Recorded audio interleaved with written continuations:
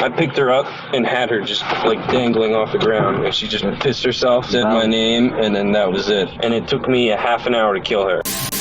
I choked her out, and then she was just laying there having a seizure or something. I got a shirt, and I just shoved it down her throat so she wouldn't throw up or anything, and held my finger over her nose. Tonight is a disturbing story that took place in New Jersey. As I tell y'all, be very careful at looking at some of these teenagers or some of these people as their children, and you're not understanding what spirit or what dark Sabaoth or dark adversary devils are taking over these children, these so-called teenagers. This story is about a sister called Sarah Stern, R.I.P. to Sarah Stern. Now, she and this boy Liam and his friend Preston, they all grew up together. They were neighbors. They lived right next door to each other in their houses, right? Now, Sarah, her mom had died from a long battle of health problems. So Sarah's mom saved up her money, right? She saved up her money to try to leave Sarah enough money so she can go to college because she knew she was dying, right? Now, this Liam dude, her friend, Sarah's childhood friend, these are elementary school friends. He and everyone else found out when Sarah's mother died that she left her this money. And Liam wanted the money, okay? But when he confronted Sarah, all he could get was $5,000 of the money. And when he got the money, it was all crumpled, nasty, old dollar bills, right? All like really, really old and deteriorated dollar bills. So he realized that he couldn't even spend the money, because if he would take that money to any type of bank, the FBI would be able to trace whatever bank that received all of this old, nasty, decrepit dollar bills, and they would be able to trace it back to who brought the money to the bank. Right? So he couldn't even do nothing with the money. And he killed this little child, this girl, for this money. You have to be very careful about anybody that's around you, your children, and all of it. This is Uncle Yashir 25 to Life Testimony TV, our new crime series, real life series. As I teach in my ministry, be careful of these children. They be on demon time, devil time. All right? So all this was for nothing. And the dude, his friend Preston, was her prom date. And that's who helped them to try to dispose of the body. This is in New Jersey.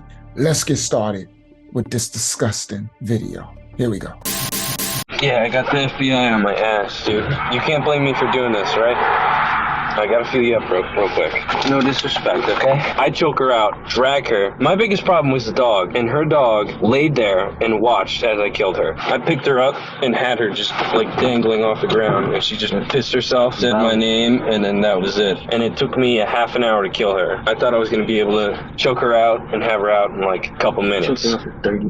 I choked her out, and then she was just laying there having a seizure or something. I got a shirt, and I just shoved it down her throat so she wouldn't throw up or anything, and held my finger over her nose, set a timer. I don't feel any different, and I don't think about it. But it didn't change. It just doesn't do anything. What, are you gonna live some boring-ass life? Liam McAtasney was convicted of Sarah's first-degree murder and sentenced to life in prison without parole. All right.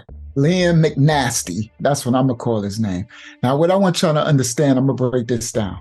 Now, listen very clearly. Yeah, I got the FBI on my ass, dude. You can't blame me for doing this, right? I gotta feel you up real quick. No disrespect, okay? I choke her out, drag her. My biggest problem was the dog, and her dog. He's asking his friend, he's saying, I gotta fill you up. I gotta check you for a wire. So he's talking to his friend who's setting him up now to expose him.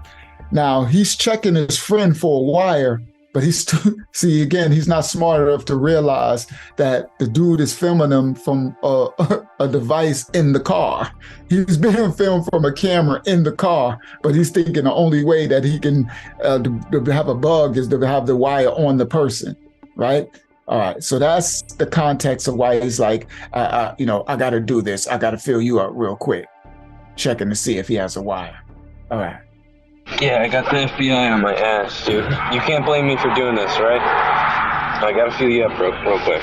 No disrespect, okay? I choke her out, drag her. My biggest problem was the dog, and her dog laid there and watched as I killed her. I picked her up and had her. So this is clear where they're always trying to blame somebody. So now he wants to blame the dog. Like, my only problem was the dog, and the dog lay there while I choked her out. Well, the dog probably didn't do anything because the dog probably knew him. He was a childhood friend. He was probably over there before. Now, the dog also, depending on what kind of dog it was, could have been scared because the devil that's in him, dogs pick up on spiritual presence, right? Dogs pick up on devils, adversaries that's in you, possessing the person. So that dog was probably shook, like, this dude is going to kill me. Okay, that's probably why the dog didn't react. Now, the wrong type of dog would have attacked him. All right. Her. My biggest problem was the dog, and her dog laid there and watched as I killed her. I picked her up and had her just like dangling off the ground, and she just pissed herself, said my name, and then that was it. And it took me a half an hour to kill her. I thought I was going to be able to choke her out and have her out in like a couple minutes. So he's complaining that it took him like a half an hour to kill her. He thought it would happen much more fast, much sooner. Like, wow. And these are these children. And I say it because in my ministry, I tell the people in my ministry, be very careful of your own children. Be very careful who your daughter or your son is dating. Be very careful who you're allowing around yourself in your house. These so-called kids will be possessed by these devils, these adversaries, and they have no remorse. He's a straight killer. And he doesn't care. I choked her out, and then she was just laying there having a seizure or something. I got a shirt, and I just shoved it down her throat so she wouldn't throw up or anything, and held my finger over her nose, set a timer. I don't feel any different. He said he set a timer. So he choked her out to the point where she's having seizures. He shoved stuff down her throat so she doesn't throw up, hole in her nose, and he goes and sets a timer while he's sitting there on his phone or wherever he set the timer at. Cold calculating. He said, I don't feel no different.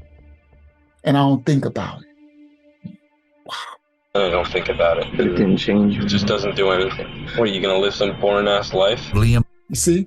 He said, don't change anything. What, am I going to live some boring ASS life? And now this fool then got sentenced to life in prison. Oh, it probably won't be too boring in there, honestly.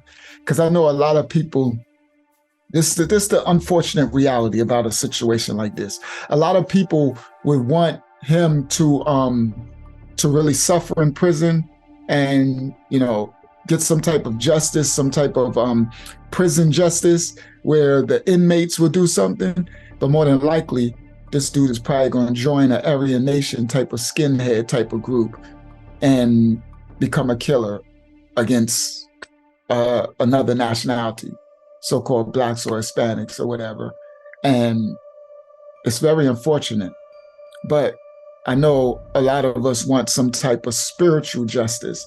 So guys, you need to understand, if he lived the rest of his days in prison as some type of killer, killing people and just living, whatever in prison, the final judgment, he'll definitely get his justice in the end.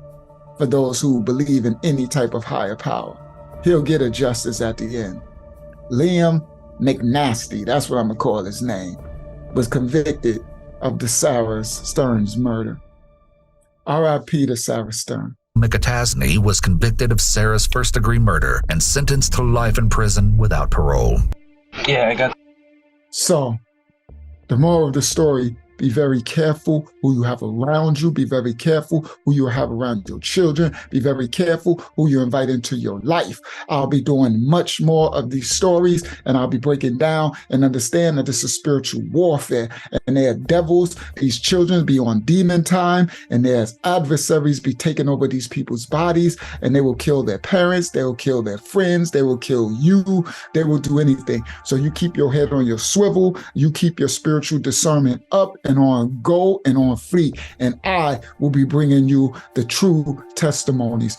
Uncle Yahshua 25 The Life Testimony TV. This is our true crime series.